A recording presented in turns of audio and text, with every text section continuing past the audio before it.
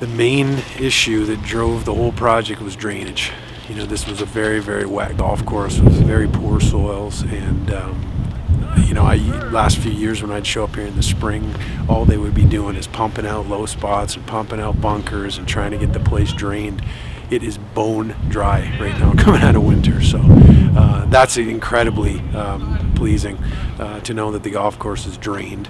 You know, we've really opened up the corridors of play. The fairways are much wider, the greens are much bigger, so I think at the end of the day, I'm pretty confident that it's going to be a very enjoyable golf course for everyone to play, and at the same time I think we've done enough to ensure that it's challenging. What I was mainly trying to achieve, other than making sure that the golf course drained and, you know, it was going to be a good environment to grow turf and things, important things like that, I really wanted to create a golf course that was distinctive to the Edmonton area.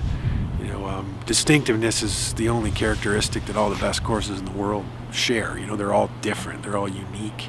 And you know, I just took some inspiration from the golf courses I grew up on back east, a lot of courses that were built in the 1920s and 30s, and tried to bring that kind of a flavor of a golf course out here, because there's not a lot of that in Alberta. And by, you know, building what I would consider to be kind of an old school style design, you know, I'm confident that we've made it different than any other golf course in Edmonton.